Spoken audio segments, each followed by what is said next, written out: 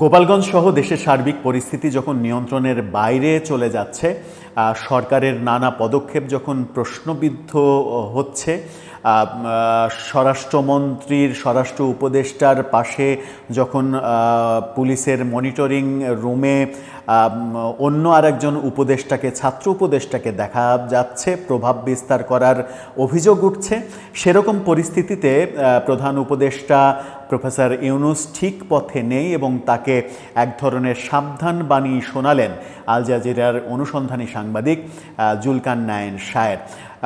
Professor ইউনূসের স্বার্থেই তিনি তাকে এক ধরনের সাবধান করে দিলেন এবং সেই সাবধান বাণী প্রফেসর ইউনূসের কানে পৌঁছলে তারই লাভ হবে এমনটা বোঝানোর চেষ্টা করলেন। এবং তার এই কথার মধ্য দিয়ে আরেকটা তথ্য জনসম্মুখে বেরিয়ে আসলো, যে তথ্যটা হয়তো কিছু মিডিয়া সংশ্লিষ্ট মানুষ কিংবা সচেতন মানুষ জানতেন, আমজনতা কেউই আসলে জানতো না, অনুমানও করতে পারে না।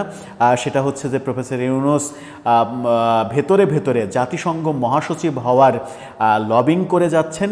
সেই পথেও প্রফেসর ইউনূসের বর্তমান কর্মকাণ্ড ভয়াবহ রকমের বাধা সৃষ্টি করতে পারে, কারণ পুরো বিশ্ব ঘটনাগুলো দেখছে, এমনটা বলার চেষ্টা করলেন জুলকান নায়েন শায়ের। কি বোঝাতে চাইলেন তিনি, কেন তিনি এত কড়া ভাষায় সমালোচনা করলেন, সেই আলোচনা করার চেষ্টা করবে এই ভিডিওতে। থাকবেন পলিটিক্স টিভির নিয়মিত আয়োজনে।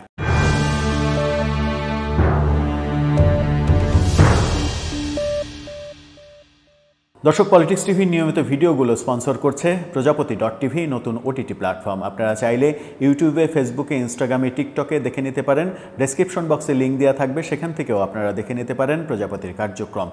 চলে যাচ্ছি মূল ভিডিওতে। বলছিলাম, জুলকান নায়েন শায়ের প্রধান উপদেষ্টা প্রফেসর ইউনূসকে সাবধান করলেন যে আপনার কর্মকাণ্ড, আপনার সরকারের কর্মকাণ্ড বিশ্ব দেখছে, সুতরাং এখনই আপনার সাবধানতা অবলম্বন করা দরকার। তিনি সামাজিক যোগাযোগ মাধ্যমে একটা ছবি, তার সরকারের দেয়া গোপালগঞ্জ কাণ্ডের পরে যে বিবৃতি, গোপালগঞ্জে 16 জুলাই যেটা হয়েছে, সেই বিবৃতি যে হাস্যকর পরিস্থিতি তৈরি করেছে, সেই স্ক্রিনশট সহ একটা পোস্ট দিয়েছেন। তার পোস্ট এবং সেই স্ক্রিনশটটা দেখে নিতে পারেন আপনারা। সেখানে তিনি লিখেছেন, গোপালগঞ্জের এই মাটিতেই দাঁড়িয়ে আমরা ঘোষণা করছি, মুজিবের উত্তরাধিকারের আস্তানা ভেঙে ফেলো এবং পুড়িয়ে ফেলো, বিপ্লব দীর্ঘজীবী হোক। প্রধান উপদেষ্টা সরকার, আপনাকে একটি কথা স্পষ্ট করে বলতে হবে, আপনি কি তরুণ নাগরিকদের কারো শেষ সমাধিস্থল ভেঙে পুড়িয়ে ফেলা সমর্থন করেন? এবং সেই ব্যক্তিটি আসলে গোপালগঞ্জের জনগণের কাছে অত্যন্ত প্রিয়। এটাও অস্বীকার করার উপায় নেই যে শেখ মুজিবুর রহমান বাংলাদেশের স্বাধীনতার অবিচ্ছেদ্য অংশ ছিলেন। সুতরাং যদি আপনি আত্মবিশ্বাসের সাথে বলেন যে বাংলাদেশে এ ধরনের সহিংসতার কোনো স্থান নেই, তাহলে আপনাকে অবশ্যই পদক্ষেপ নিতে হবে যাতে কেউ এমন কোনো কাজে জড়িত না হয় বা সহিংসতাকে উস্কে দিতে না পারে। গতকাল বলতে তিনি এই পোস্টটা গত রাতে দিয়েছেন, তিনি সেটাই বুঝিয়েছেন যে 16 তারিখ বুঝিয়েছেন। গতকাল যে 4 জন প্রাণ হারিয়েছেন, তারা কয়েকজন অতি উৎসাহী তরুণ নাগরিকের বক্তব্যের কারণে পুনরুত্থিত হবে না। অর্থাৎ যে 4 জন মারা গেছে, তারা এই এনসিপির যারা তরুণ, যারা অতিকথন বলেছে কিংবা তাদের কোনো বক্তব্যের মাধ্যমে আবার কবর থেকে উঠে আসবে না, তাদের পরিবার চিরকাল ক্ষতবিক্ষত থাকবে। সুতরাং যখন আপনি বলবেন যে দেশে সহিংসতার কোনো স্থান নেই এবং এই ধরনের বর্বরতার বিচার হবে, তখন নিশ্চিত করুন যে আপনি কোনো পক্ষপাত ছাড়াই কাজ করছেন। খুবই গুরুত্বপূর্ণ কথা। তিনি স্পষ্ট বলেছেন যে আপনাকে নিশ্চিত করতে হবে যে আপনি কোনো পক্ষের না, আপনি কোনো পক্ষপাতে দুষ্ট নন, আপনি নিরপেক্ষ। এটা প্রমাণ করার দায় আপনারই এবং সেটা আপনার কাজ দ্বারা প্রমাণ করতে হবে, কথা দিয়ে নয়। যেমন বিএনপির এক নেতা মির্জা আব্বাস সরকারের দিকে আঙুল তুলে বলেছেন, সরকার এক দলকে কোলে নিয়ে আরেক দলকে কাঁধে নিয়ে পথ চলছে, সরকারের নিরপেক্ষতা ওখানেই কিন্তু শেষ হয়ে যায়। সেই ব্যাপারটাই জুলকান নায়েন শায়ের স্পষ্ট করে বলেছেন যে আপনি যে নিরপেক্ষ, আপনি যে পক্ষপাতে দুষ্ট নন, সেটা আপনার কর্ম দ্বারা আপনি প্রমাণ করুন। তার মানে প্রফেসর ইউনূস যে একপাক্ষিকভাবে কাজ করছেন, কোনো একটা পক্ষের হয়ে কাজ করছেন, সেটা বলার চেষ্টা করছেন জুলকারনাইন সাহেব। এবং শেষে খুব গুরুত্বপূর্ণ যে কথাটা বলছেন সেটা হচ্ছে, মনে রাখবেন বিশ্ব দেখছে। আমাদের মধ্যে কেউ কেউ পরবর্তী জাতিসংঘ মহাসচিবের দৌড়ে প্রবেশের আপনার উচ্চাকাঙ্ক্ষা সম্পর্কে অবগত। অর্থাৎ পরবর্তী জাতিসংঘ মহাসচিবের পদে যে আপনি যেতে চান, সেই উচ্চাকাঙ্ক্ষা যে আপনার মধ্যে রয়েছে, আমাদের মধ্যে কেউ কেউ আমরা কিন্তু জানি। এবং তাই যতদূর সম্ভব সাবধানে থাকুন। খুবই গুরুত্বপূর্ণ কথা বলেছেন, সেটা হচ্ছে যে আপনি তলে তলে যে জাতিসংঘ মহাসচিব হওয়ার চেষ্টা করছেন, লবিং করছেন, সেটা হওয়াটা খুব কঠিন হয়ে যাবে বর্তমান যে কর্মকাণ্ড চালানো হচ্ছে, আইনশৃঙ্খলা পরিস্থিতির যেভাবে অবনতি হচ্ছে। এবং সর্বশেষ গোপালগঞ্জে মানবাধিকার লঙ্ঘন এবং সংবিধান লঙ্ঘনের অভিযোগ উঠেছে। আইন এবং সালিশ কেন্দ্র সেই অভিযোগ তুলেছে, আন্তর্জাতিক মিডিয়া থেকেও সেই অভিযোগ তোলা হচ্ছে।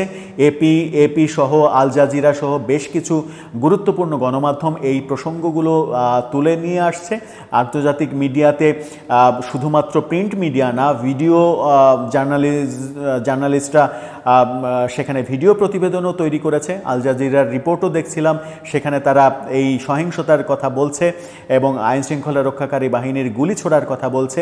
এই ব্যাপারগুলো যে মানবাধিকার লঙ্ঘন, এবং মানবাধিকার লঙ্ঘন যে সরকার করছে, যে সরকারের আমলে করছে, এবং সেই সরকার আবার একটা পক্ষের একেবারে চিহ্নিত একটা পক্ষের হয়ে কাজ করছে, এটা মনে হচ্ছে। তখন আপনি যদি জাতিসংঘ মহাসচিব হওয়ার দৌড়ে থাকতে চান, সেই রেসে টিকে থাকতে চান, তাহলে সেটা আপনার জন্য অনেক বেশি কঠিন হবে। সত্যি কি প্রফেসর ইউনূস জাতিসংঘ মহাসচিব হতে চাইছেন? ব্যাপারটা এতদিন ধোঁয়াশা ছিল, চাপা চাপা ছিল, খুব একটা আলোচনা হয়নি। কিন্তু জুলকারনাইন সাহেব যেহেতু ব্যাপারটাকে সামনে নিয়ে আসলেন, সেহেতু তিনি সাধারণত কোনো ফেক নিউজ ছড়ান না, ফেক নিউজ দেন না। তিনি অথেন্টিক জার্নালিজম করার চেষ্টা করেন বেশিরভাগ সময়। কখনো কখনো তো তাকে নিয়ে বিতর্ক হতেই পারে, সেটা ভিন্ন কথা, কিন্তু বেশিরভাগ সময়ই তাকে অথেন্টিক জার্নালিজম করার চেষ্টাটাই আমরা দেখেছি। সেখানে জাতিসংঘ মহাসচিব হওয়ার দৌড়ে প্রফেসর ইউনূসের যে অভিপ্রায় এবং প্রাণপণ চেষ্টা, উচ্চাকাঙ্ক্ষার কথা তিনি বলেছেন, সেটা যদি থেকেই থাকে, সেটা বাংলাদেশের জন্য অত্যন্ত গর্বের একটা ব্যাপার যে বাংলাদেশের কেউ জাতিসংঘ মহাসচিব হবে। কিন্তু সেই পথে এগোতে গেলে জাতিসংঘ মহাসচিবকে নিরপেক্ষ হতে হবে, সেই নিরপেক্ষ ব্যক্তিত্বের হতে হবে। দেশের সরকার প্রধান হিসেবে সেই পদে যদি অধিষ্ঠিত, সরকার প্রধান থাকা অবস্থাতেই যদি সেই পদে যেতে চান, তাহলে সরকার প্রধান হিসেবে আপনি সরকার কিভাবে পরিচালনা করেছেন সেটাও বিবেচ্য হবে। সব মিলিয়ে আমার মনে হয় যে পথটা খুব একটা সুখের পথ নয়, কণ্টকাকীর্ণ পথই। দর্শক, আপনার কি মনে হয়, সব মিলিয়ে কোন পথে এগুচ্ছি, কোন দিকে কি হচ্ছে? সব কিছুই কি চাওয়া পাওয়ার হিসাব নিকাশ মেটানোর খেলা চলছে, নাকি দেশের মানুষের জন্য কিছু হচ্ছে? আপনার মতামত জানিয়ে লিখতে পারেন আমাদের কমেন্ট বক্সে।